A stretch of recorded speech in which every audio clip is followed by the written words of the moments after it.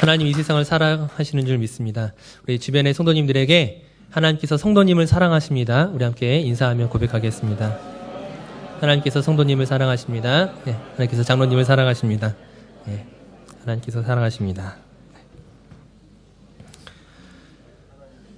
우리는 믿음의 족장들인 아브라함, 이삭, 야곱, 요셉의 이야기에 대해서 잘 알고 있습니다. 이들 족장으로부터 시작하는 이스라엘 역사는 단지 다른 나라의 역사가 아니라 하나님께서 어떻게 사람을 선택하시고 부르시고 또 믿음으로 세워가시는지를 우리에게 보여주는 아주 중요한 모델이라 할 수 있습니다. 이들 족장들이 하나님의 선택을 받을 만한 어떤 믿음과 행위가 있었던 것이 아니죠. 그들에게 어떤 부름을 받을 만한 조건이 있지 않았지만 오직 하나님께서 은혜 가운데 그들을 선택하시고 부르셨습니다. 하나님께서 은혜로 부르셨다는 것은 그들 안에 참 은혜롭지 못한 우리가 본받을 만한 그런 어떤 모습들이 보이지 않았지만 하나님께서 붙잡아 주신 것입니다. 죄로 인해 쓰러지고 유혹에 빠지고 실수하고 넘어지는 사람들. 아마 우리가 그 자리에 있었다 할지라도 우리가 더 나을 수도 있을 만한 그런 사람들이었지만 하나님께서 그들을 우리의 믿음의 모델로, 믿음의 조상으로, 족장으로 삼으셨습니다. 물론 아브라함이 자기 아들 이삭을 바치는 장면이나 또는 요셉이 그 보디발의 아내로부터 그 유혹을 이겨내는 장면들이나 우리가 본받고 참 대단하게 생각하는 그런 장면들도 있지만 근본적으로 우리가 성경의 인물들은 하나님의 은혜 없이는 말할 수 있는 것이 아무것도 없습니다. 하나님의 도우심과 그 긍휼하심이 아니고서는 결코 그들이 그 믿음의 자리 가운데 설 수 없었다는 것들을 우리는 너무나 분명하게 알고 있습니다. 이처럼 구약 성경에 나오는 특별히 족장들과 이스라엘 역사들의 이야기를 보게 되면 이들 안에 어떤 장점과 단점이 있고 강점과 약점이 있고 성공과 실패가 있고 용기와 두려움이 있고 또한 믿음과 불신앙이 함께 존재합니다. 우리는 이 모델들을 통하여서 우리가 어떻게 불신앙이 아니라 믿음으로 세워져 갈 것인지, 우리의 약점은 어떻게 커버하고 어떻게 우리의 장점을 하나님 앞에서 세워갈 것인지 우리는 다시 한번 생각해 봐야 할 것입니다. 이스라엘은 사실 모델이 되었다는 점에서 이들은 장자와 같습니다. 선택받은 민족으로서 첫 아들과 마찬가지입니다. 출애굽기 4장 22절 말씀에 보게 되면 성경적인 근거를 이렇게 이야기하고 있습니다.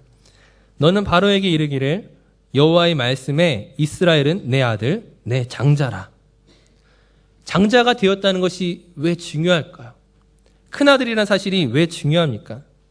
구약에서 장자권은 굉장히 중요한 것입니다. 장자에게는 둘째나 셋째 아들과는 다른 더 큰 권위와 존경이 부여되고 더 많은 유산들이 주어졌습니다.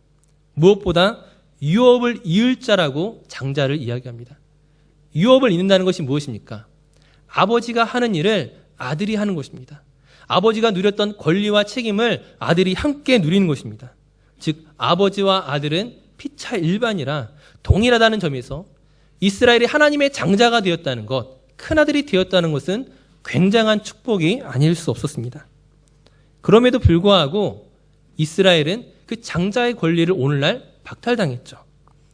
하나님의 아들 예수님께서 유대인으로 오셨지만 유대인들은 예수 그리스도를 십자가에 못 박고 그를 믿지 않았습니다. 그들에게 주어진 영적인 장자권의 그 축복을 잃어버리게 되었습니다. 오늘날 그 영적인 장자권은 누가 이어가고 있습니까? 바로 예수 그리스도를 구주로 고백하는 저와 여러분들이 바로 그 유업을 잇는 자, 영적인 장자권을 이어가는 자로서 우리에게 맡겨졌습니다. 즉 오늘 우리가 하나님의 유업을 이어가는 자로서 하나님 우리에게 맡기신 일들을 우리가 잘 감당해 나갈 때에 그 하나님의 아들로서 자녀로서 제자로서 주어지는 권리와 축복을 누리게 될 것이지만 그러나 우리가 유대인들처럼 이스라엘처럼 우리에게 주신 것들에 순종하지 않고 우리에게 주신 것들 앞에서 교만하게 반응한다면 우리도 얼마든지 그 영적인 장자권을 잃어버릴 수 있다는 사실을 우린 기억해야 할 것입니다. 이를 위해 오늘 살펴보고자 하는 사람이 바로 야곱의 아들 르우벤입니다. 르우벤은 야곱의 12아들 중에 첫째 아들로 장자로 태어났지만 그는 그 장자권을 잃어버린 사람이 되었습니다. 왜 그가 잃어버렸는지, 그에게 있었던 강점과 약점, 그에게 있었던 성공과 실패, 믿음과 불신앙 속에서 오늘 우리에게 주어진 이 장자권을 어떻게 지켜가야 하는지를 살펴보도록 하겠습니다. 사실 르우벤은 굉장히 슬픈 가정사를 가지고 있습니다.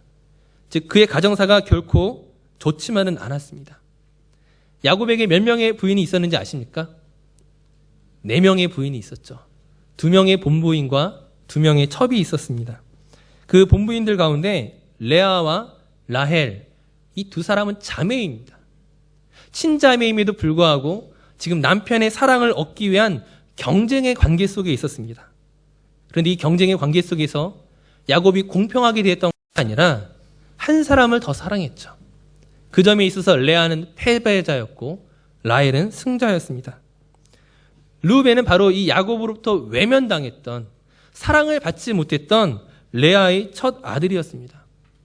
레아가 첫 아들을 낳고 나서 그 이름을 르우벤이라고 지었는데, 이 르우벤이란 이름의 뜻은 보라 아들이라.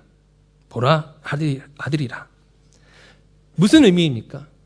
남편 야곱이 나를 사랑하지 않았지만, 나보다 라헬을 더 좋아했지만, 보라 내가 이제 아들을 낳았는데, 이제 아들을 낳았으니까 남편이 나를 사랑할 것이다.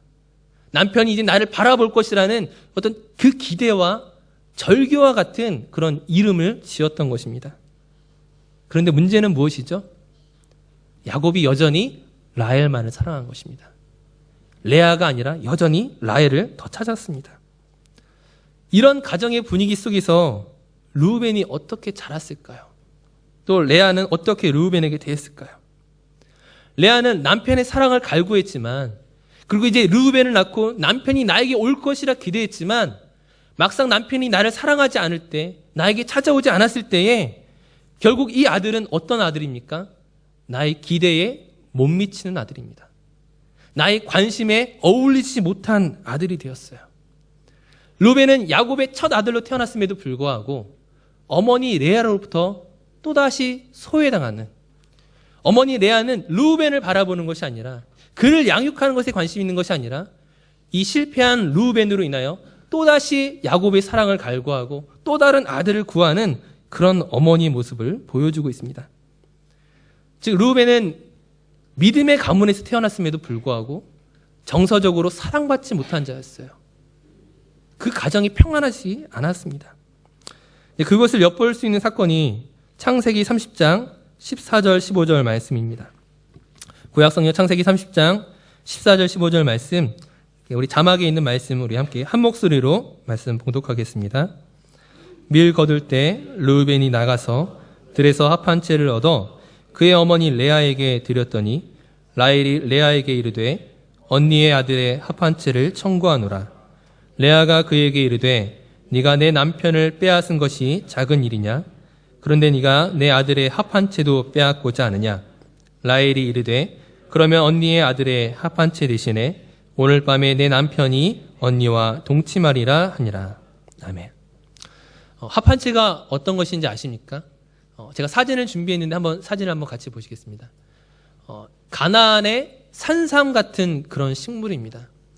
우리가 알고 있는 산삼이 사람의 모양을 닮은 것처럼 이 합 한 채의 뿌리 역시 사람을 닮았다고 하는데, 이때 당시에는 이 합 한 채가 어떤 사람의 성욕을 자극하는 어떤 체음제로도 사용이 되기도 하고, 또 미신으로는 이제 이 합 한 채를 먹으면 아들을 낳을 수 있다라는 그런 어떤 믿음을 가지고 있었습니다. 이 합 한 채를 누가 드렸습니까? 르우벤이 자기 어머니 레아에게 드린 것입니다. 이 합 한 채를 드릴 때 르우벤의 나이가 과연 몇 살 정도 되었을까요?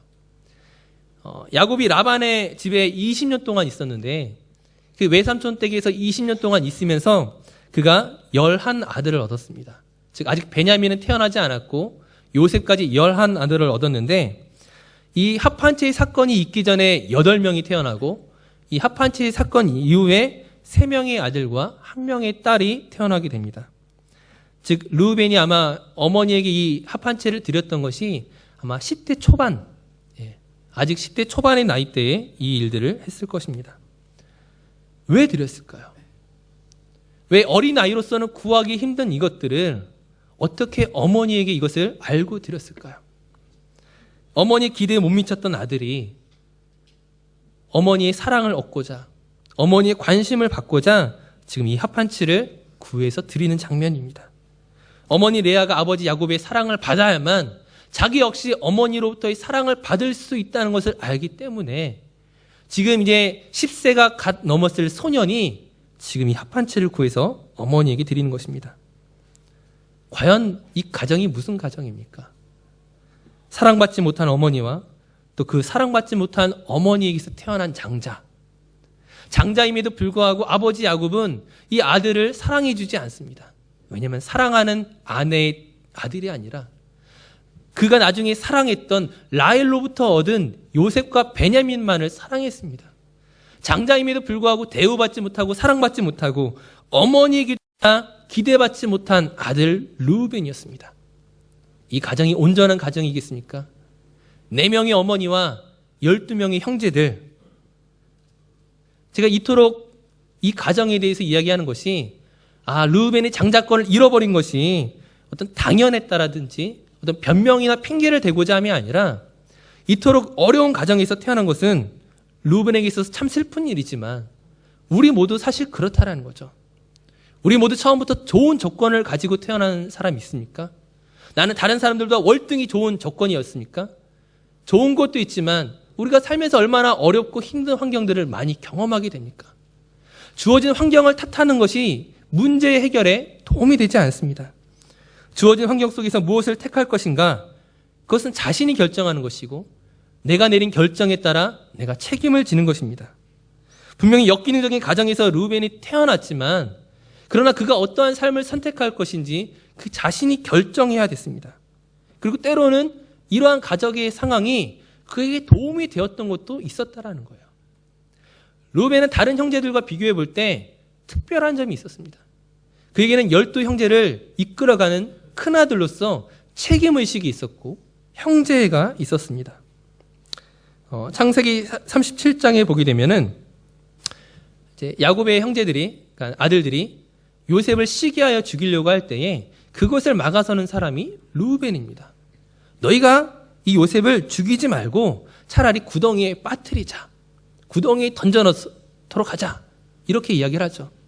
왜냐하면 나중에 돌아가고 난 다음에 자기가 와서 그 요셉을 구해주려고 했기 때문입니다.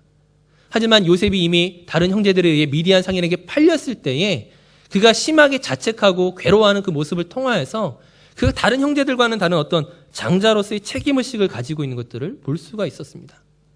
나중에 시간이 흘러서 요셉이 애굽의 총리가 되었을 때에 이제 시므온이 요셉에게 잡혀 있고 이제 아버지에게로 돌아왔던 형제들이 다시금 애굽으로 갈 때에 아버지 야곱이 어떻게 하겠습니까?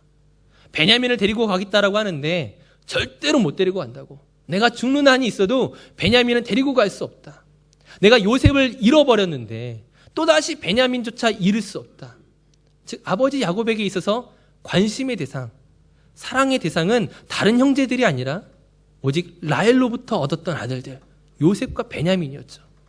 근데 이 상황 속에서 루벤이 어떻게 하냐면은 자기에게 2 아들이 있는데 이 2 아들을 아버지에게 볼모로 드리겠다고 말합니다. 아버지에게 볼모로 드릴 테니까 만약 내가 루벤을 데리고 오지 못하면 이 아들을 죽이십시오. 사실 말도 안 되는 일이죠. 할아버지 보고 자기 손자를 죽이라고 말합니다. 물론 루벤이 손자를 죽이겠다는 것이 목적이 아니라 아들을 죽이겠다는 것이 목적이 아니라 어떻게 해서든 내가 이 일을 완수하겠다. 어떻게 해서든 내가 베냐민을 데리고 갔다가 반드시 아버지께로 데리고 오겠다라는 어떤 그런 열정적인 모습들, 책임지는 모습들을 지금 보여주고 있습니다.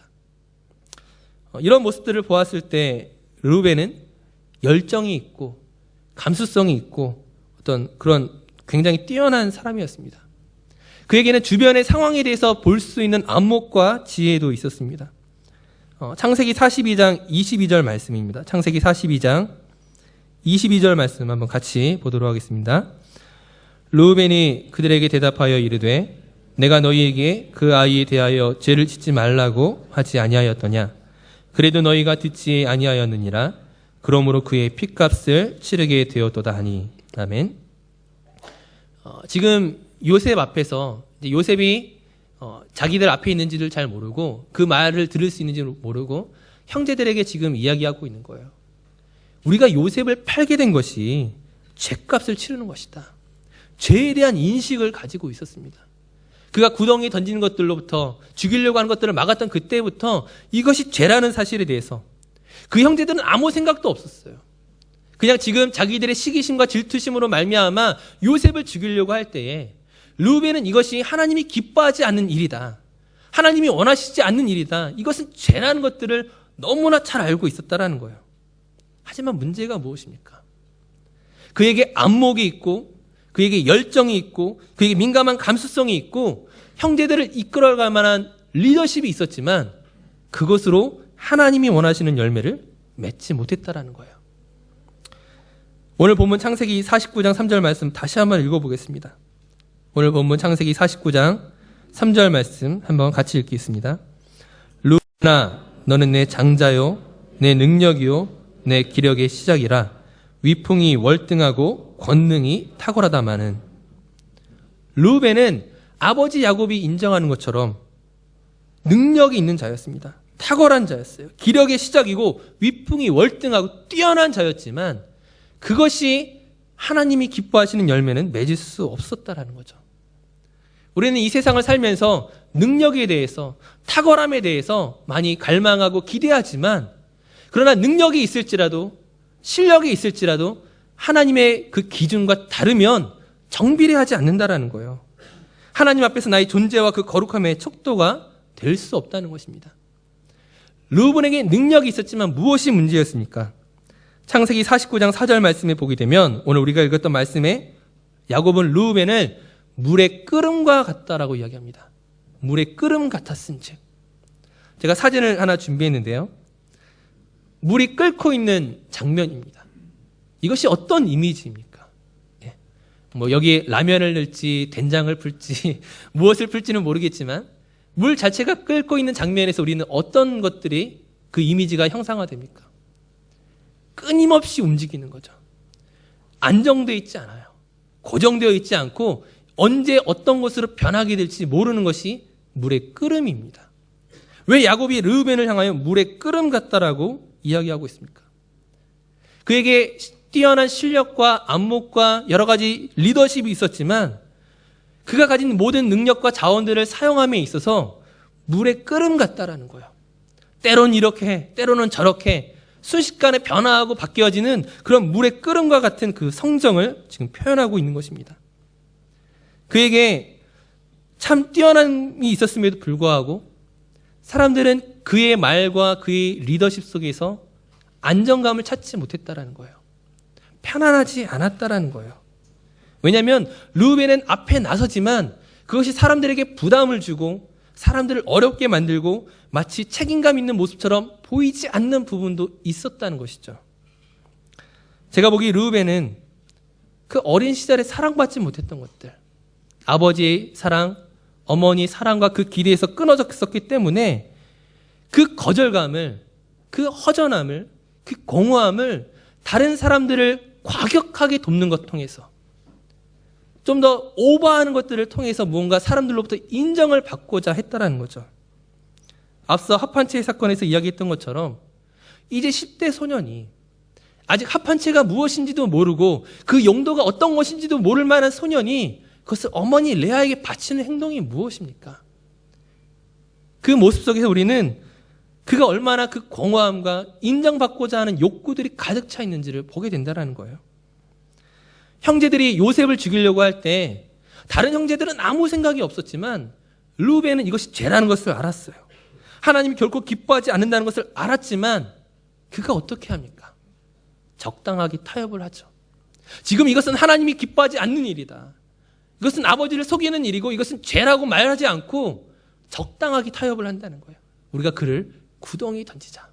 안 된다가 아니라 구덩이에 던지자라고 이야기를 합니다. 왜 그렇습니까? 내가 형제들의 잘못을 지적하고 막아섰을 때에 형제들이 자기를 향한 존경과 인정과 칭찬에서 돌아설 것들을 염려했기 때문입니다. 르우벤에게 있어서 가장 중요한 것은 사람들의 칭찬과 인정이었다라는 거예요. 나중에 다시금 돌아와서 구해자라고만 생각하지 그것을 막아서지 못한 용기 없는 모습이었습니다. 베냐민을 데리고 애굽으로 갈 때에 지금 자기의 두 아들을 아버지에게 볼모로 맡기면서 실패하면 두 아들을 죽이겠다라고 말하는 이 과격함 속에서 아버지가 무엇을 느꼈겠습니까?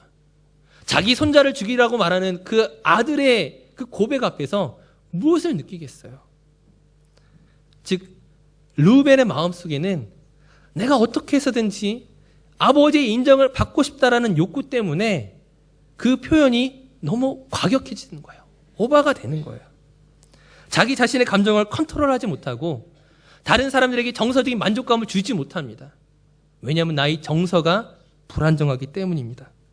사람들의 인정과 칭찬, 관계와 물질, 자존심, 그것이 어떤 것이든 나 스스로 컨트롤을 하지 못하고 다른 외부의 어떤 것으로 나 자신을 채우려고 하는 이 모든 것이 무엇입니까?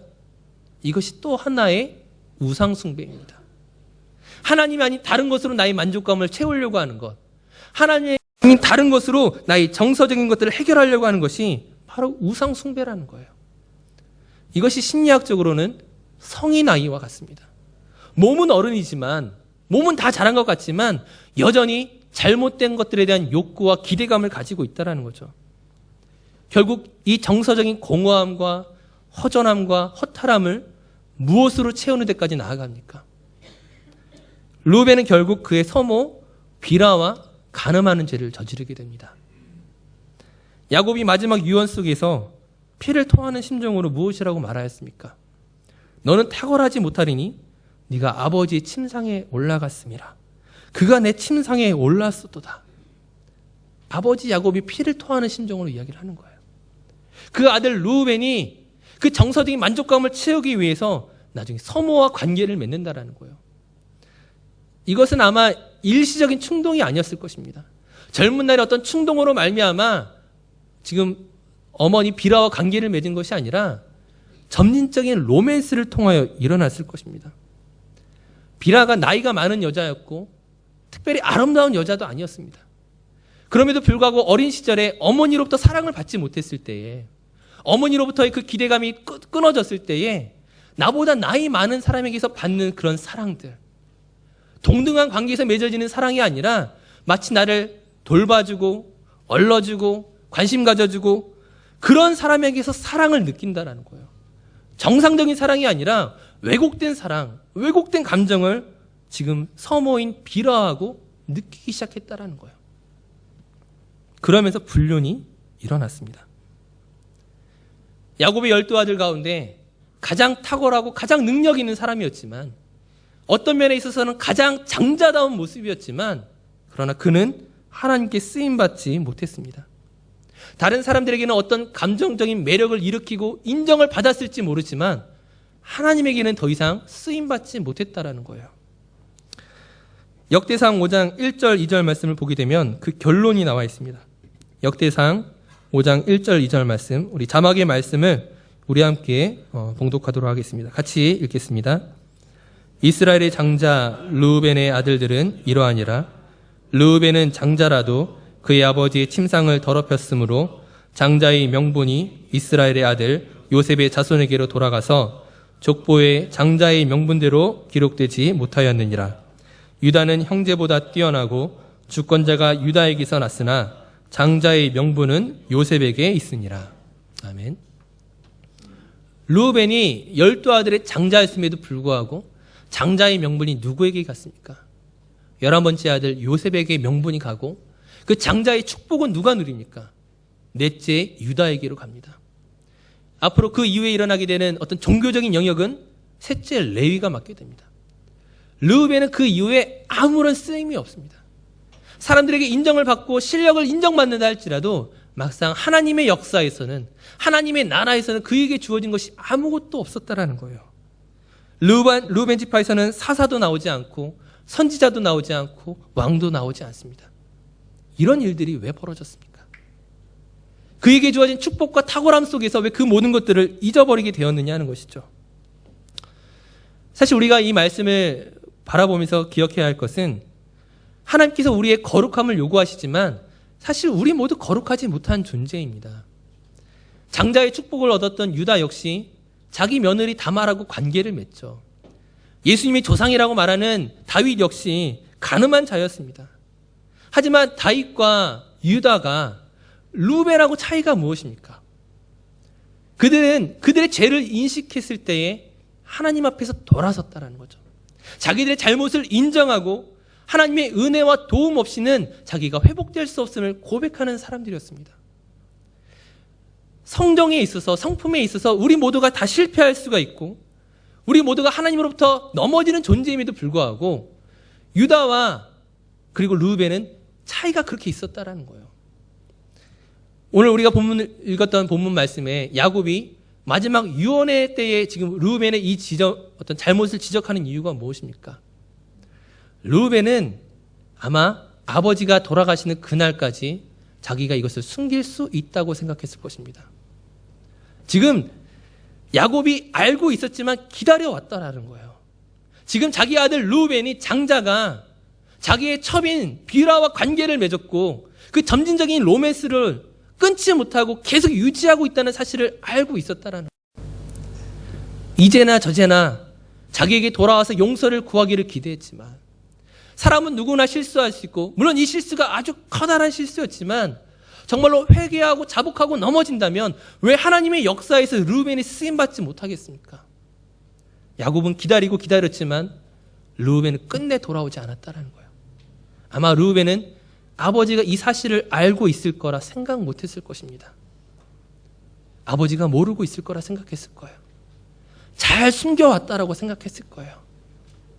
하지만 야곱이 알고 있었고 끝내 돌아오지 않은 그 아들 르우벤을 향하여 지금 자기 아들에게 마치 저주와 같은 너는 탁월하지 못하리니 비록 네가 탁월한 자였고 능력 있고 위풍이 당당한 자였지만 너는 앞으로 탁월하지 못할 것이라고 자기 아들에게 지금 유언을 남기는 것입니다. 예언을 하는 것이에요. 오늘 우리가 기억해야 할 것은 실력이 중요한 게 아니에요. 능력이 중요한 게 아닙니다. 어떤 열정과 헌신이 중요한 게 아니라는 거예요. 목사가 설교만 잘하면 쓰임을 받습니까? 성도가 물질이 풍부하고 은사가 있으면 쓰임 받습니까? 그것으로 인정을 받는다 할지라도 정말로 중요한 것은 하나님이 보시는 나, 하나님이 보시는 내가 훨씬 더 중요하다는 거예요. 우리는 사람들을 속일 수 있을지 모릅니다. 굉장히 열정 있는 모습처럼 굉장히 헌신하는 사람처럼 능력이 있어서 인정을 받을 만한 모습을 보인다 할지라도 그러나 그 중심에 하나님이 아닌 사람들로부터의 인정, 사람들로부터의 칭찬, 어떤 사람들에 대한 의존의 결과였다면 그것은 정말로 하나님이 기뻐하시는 열매를 맺을 수는 없다는 것이죠. 오늘 우리는 영적인 장자권을 가진 사람들입니다. 하나님께서 우리에게 재능을 주시고 은사를 주시고 우리가 가진 열정과 헌신을 통하여서 우리가 하나님을 예배하고 봉사하고 또 세상에 나가서 우리의 맡은 일들을 감당해 나가지만 그러나 그 중심에 하나님을 기쁘시게 하기 위한 목적으로 사용되는 것인지 아니면 나의 허전함과 나의 그 부족함과 나의 그 상실감을 그 모든 것들을 통하여 채우려고 하는 것인지 오늘 우리에게 주신 직분이 하나님을 영화롭게 하는 것인지 아니면 나 자신을 드러내기 위한 것인지 우리가 어떤 중심과 생각을 가지느냐에 따라 하나님 그 사람을 어떻게 사용하시는지 결정하실 것입니다. 다시 한번 말씀드리지만 우리 모두 다 죄인이죠. 연약합니다. 실패합니다. 르우벤만 성인 아이가 아니라 사실 저와 여러분에게도 성인 아이적 그런 기질들이 있지 않습니까? 우리가 열심히 봉사하지만 사실 사람들의 칭찬 때문에 하는 거 있지 않습니까? 사람들에게 관심 받고 싶어서 그런 마음 있지 않습니까? 우리 모두 연약한 자이지만 우리가 유다가 자기 자신의 죄를 고백하고 돌아섰던 것처럼 다윗이 자기의 침상을 적시며 회개하고 돌아섰던 것처럼 오늘 나의 중심의 연약함과 무지함을 하나님 앞에 고백하고 정말 하나님을 온전히 찾고자 다시금 나아간다면 왜 하나님께서 우리 가운데 은혜를 주시지 않겠습니까? 왜 하나님께서 우리를 도우시지 않겠습니까? 바라기는 하나님의 역사에 쓰임받을 수 있는 하나님 나라에 우리가 갔을 때에 부끄럽지 않는 그런 그리스도인이 되어야 됩니다. 그런 장자권을 버리는 자가 아니라 온전히 그 장자의 축복을 누릴 수 있는 저와 여러분이 되었으면 좋겠습니다. 이제 우리 함께 기도했으면 좋겠습니다. 사실 우리는 능력도 없고 실력도 없고 탁월하지도 못합니다. 그럼에도 불구하고 우리의 그 연약함과 부족함을 내가 얻지 못했던 상실감과 그 공허함을 하나님이 아닌 다른 것에서부터 찾고자 하지 않았는지 오늘 내게 주어진 직분을 통하여 하나님께 영광 돌리기보다는 그것을 통하여 사람들의 인정에 목말라 하지는 않았는지 이 시간 우리 자신을 돌아보시고 하나님의 은혜를 구하십시오. 하나님의 능력을 구하십시오. 하나님의 사랑을 구하십시오. 우리 그렇게 기도함으로 나가도록 하겠습니다.